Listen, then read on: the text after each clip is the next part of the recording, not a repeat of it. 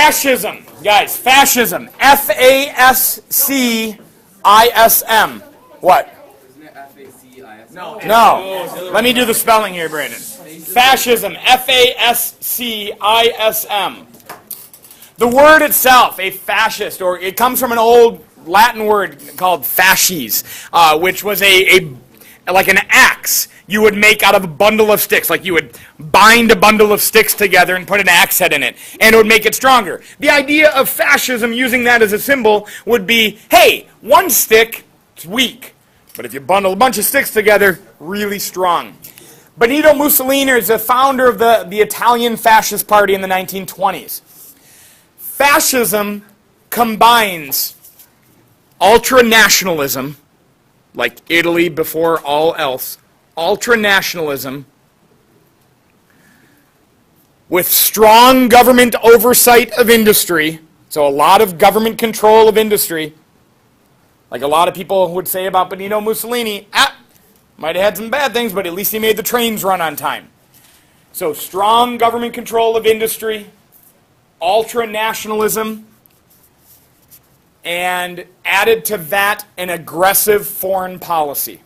An aggressive foreign policy. And those things kind of go hand in hand. Like, for example, if you have an aggressive foreign policy, if your country is expanding its borders or taking overseas territories, it's going to make your people at home feel like, wow, we're really good, pat ourselves on the back, because we're growing. It's making us even more nationalistic. Benito Mussolini in 1935 will order his military to invade the African state of Abyssinia, also known as Ethiopia. If you guys remember when we looked at that DBQ of African actions and reactions to European colonialism, we saw a cartoon of the Battle of Adawa, where Italy had invaded and attacked Ethiopia, and they lost. Well, Benito Mussolini is going to do it again in 1935, trying to link up the Italian holdings of Eritrea and Somaliland, connecting them, and avenging that earlier defeat. And again, the League of Nations, when this happens, the League of Nations says, no, you're not supposed to do this, Italy. Stop. And Italy doesn't stop. In fact, they just leave the League of Nations, much like Japan did. And the reality is the same. Who is going to go, what European powers are going to go to war against Italy to defend Africans? In 1935, it's not going to happen. And they don't have the Americans along the way. And so nothing is done to stop Italy in this aggressiveness. Again, the League of Nations is proven to be weak. We push further. Germany. Germany has their own fascist dictator by the 1930s. His name, of course, is Adolf Hitler.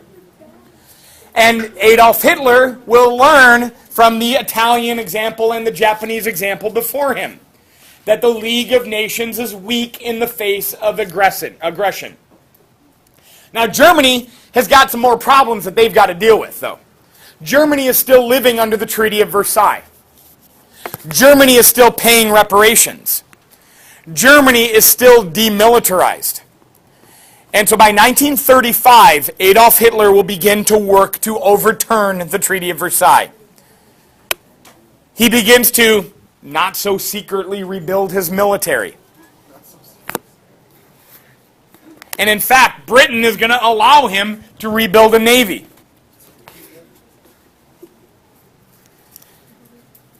He begins to expand his territory. In 1938, German armies will march into Austria in an event that was immortalized in the movie The Sound of Music, an event known as the Anschluss, the union with Austria. The Treaty of Versailles with Germany said Germany could never join with Austria.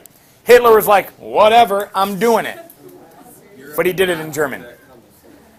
He absorbed Austria. And now here's where we say, gosh, League of Nations, why don't you do something to stop this? But here's the reality. Does the League of Nations want to go to war with Germany to defend Austria, who's not even fighting to defend itself, who seems to want this? No, they're not. Guys, clean it up. Next, Germany puts its eyes on Czechoslovakia. This is all part of Hitler's goal to create what he called Greater Germany, a Germany for German-speaking people. All German-speaking of the people of the world should be a part of the German nation. And the Treaty of Versailles, which chipped away at the fringes of the German state, took a lot of German-speaking people and put it in other nations. One of those countries was Czechoslovakia. And so Adolf Hitler wanted to take part of Czechoslovakia called the Sudetenland. You don't need to memorize this, just hear it. Because it had a bunch of German-speaking people in it.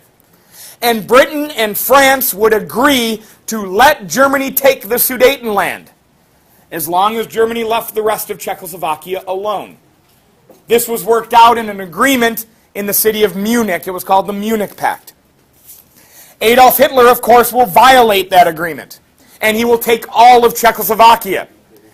This is the beginning of Adolf Hitler's quest to create what he called Lebensraum. Lebensraum, L-E-B-E-N-S, Raum. Lebensraum. L-E-B-E-N-S, Lebensraum, R-A-U-M. That means living room or living space. He needed space for those 85 million German-speaking people to get the food that they needed to survive and have the resources that they needed. Be careful with it. If you misspell it and call it Lebensraum, L-I-E-B-E-N-S, it becomes love room, and that would be a different thing. And I don't know. I don't even want to think about Hitler's love room. All right.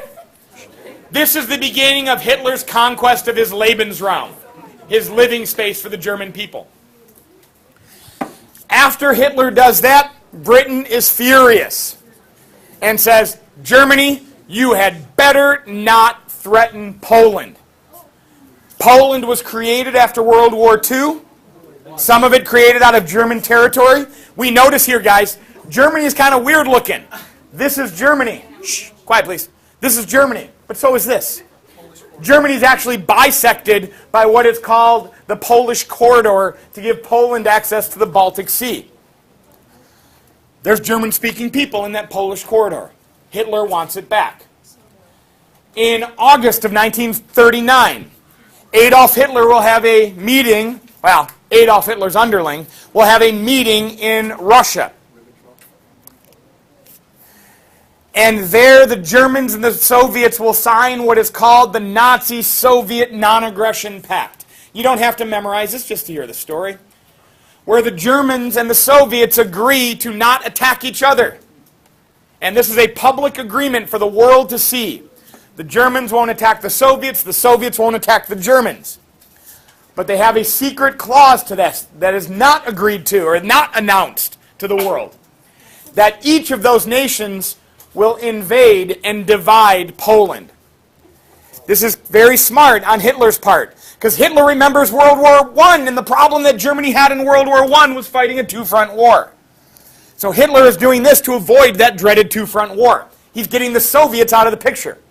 And then they'll divide up Poland, and everybody will be happy, except for the Poles. In very early September of 1941, Germany will invade Poland. The Soviet Union will follow suit. 2 days later, Britain and France will declare war on Germany, and World War II is on. The first couple years of the Second World War go tremendously well for Germany. And the German army, allied with the Italians and also the Japanese, will take over almost the entirety of continental Europe. And those places they don't take over are neutral parties, staying out of the war. All right? Britain is really going to be the last holdout for Germany by the time we get to 1941. Germany wanted to take over Britain. They tried. They just failed. What advantage does Britain have that France, for example, doesn't? It's an island. You got to have what's called an amphibious invasion. You got to go across the water to get to Britain. And they ultimately don't win there. And Hitler makes a fateful error in June of 1941. Remember, he wanted to avoid a two-front war. But even though his armies hadn't knocked the British out of the war, the British are still stuck on their island. And so Germany will then turn their attention to Russia. And in June of 1941, Germany violates their agreement with Russia and invades the Soviet Union. The Soviet Union, though, is so big that the German army can't account for the massive size and the resources and the manpower that the Russians have to throw at this war. No country will lose more human beings in the Second World War than the Soviet Union. All right? Because they will be willing to throw millions upon millions upon millions of men at the Germans. Despite the fact that the Germans will invade the Soviet Union with the largest military force ever assembled in humankind. All right? Over 3 million, I think it's almost pushing 4 million men will be a part of the invasion of the Soviet Union in 1941. The Soviet Union by 1943 has halted the German advance. Moscow will never fall.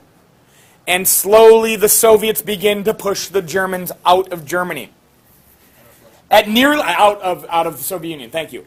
Nearly the same time that the Germans are invading the Soviet Union, the Japanese are attacking the Americans at Pearl Harbor. Pearl Harbor is a naval base that the United States Navy had in Hawaii. The Japanese had hoped to deal a crippling blow to the American Navy that would force the Americans to do what we would call sue for peace, negotiate out of this war, as our Pacific Fleet would be destroyed, and there'd be no way we could fight. Unfortunately for the Japanese, the attack, while it was successful, was not as successful as the Japanese had hoped, and American aircraft carriers were out to sea. No American aircraft carriers were sunk in the Pearl Harbor attacks. And this was part of a conspiracy. And now the United States is involved in World War II. Hitler makes another mistake immediately after Pearl Harbor in that he will now declare war on the United States,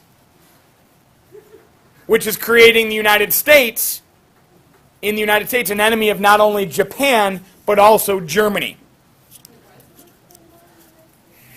He's got an agreement with the Japanese that they will stand together in this conflict, but Hitler's violated agreements before.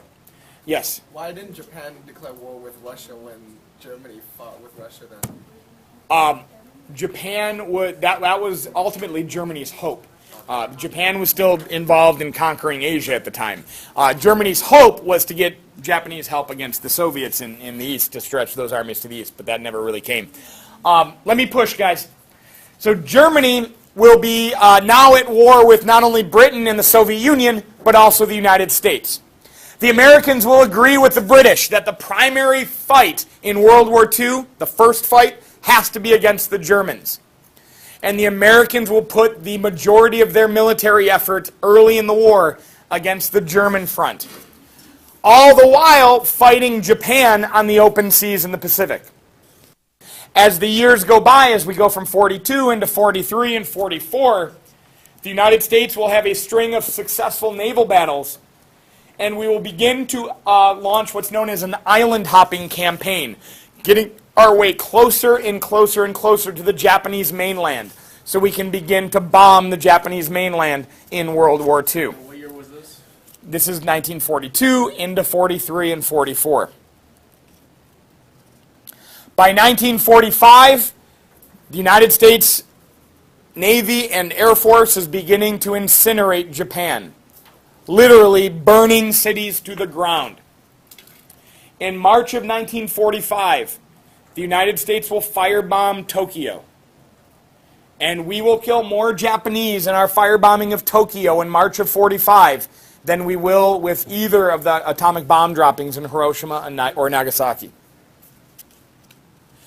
By August of 1945, the United States will drop the 2 atomic bombs, the only 2 times nuclear weapons have been used in warfare.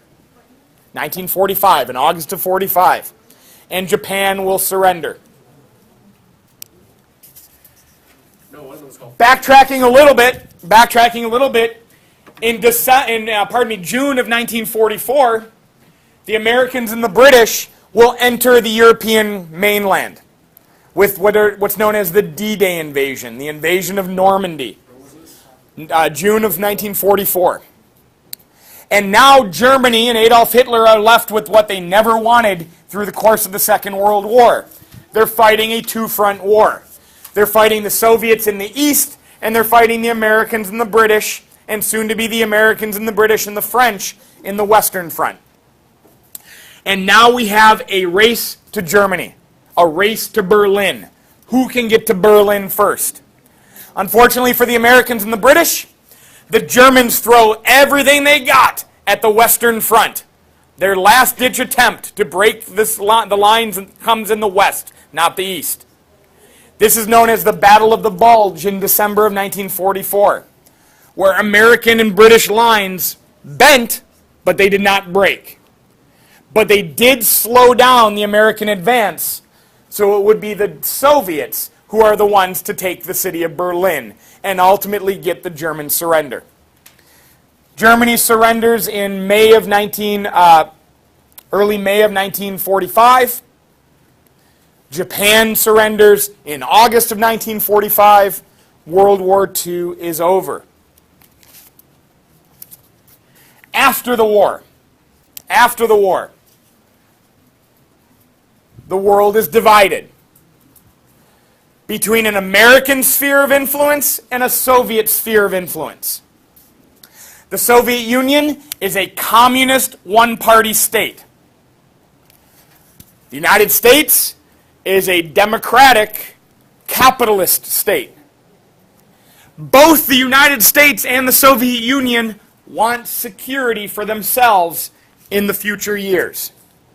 All they want is to be safe and secure. Americans see security coming through the spread of democracies and the spread of free market capitalism. Because we have, and we still have, the belief that democratic states that trade with each other are less likely to go to war with each other. While the Soviet Union sees security coming through the occupation of territory and the creation of other communist states. Now, we have to feel for the Soviet Union for a little bit, right? Because the Soviet Union is in Europe. The United States is protected by an Atlantic Ocean. The Soviet Union is in Europe. And now in the last 25 years, 30 years, the Soviet Union had been invaded and devastated twice. Russia first, then the Soviet Union. Had been invaded and devastated twice by Germany.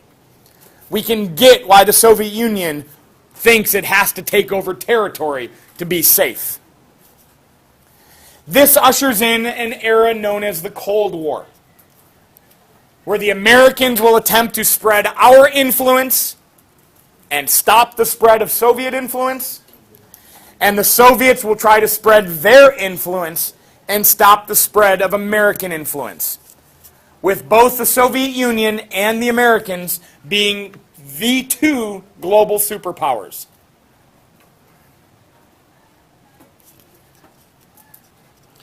This develops in the late 1940s. The leaders of the two nations at the time are Joseph Stalin, leader of the Soviet Union, and American President Harry Truman. In 1946, former Prime Minister of Britain, Winston Churchill, gives a speech that is known today as the Iron Curtain speech, where he says that an Iron Curtain has descended from the Baltic Sea down to the Adriatic, essentially. Now, there is no real Iron Curtain, guys. It's not a literal thing. It's a figure of speech.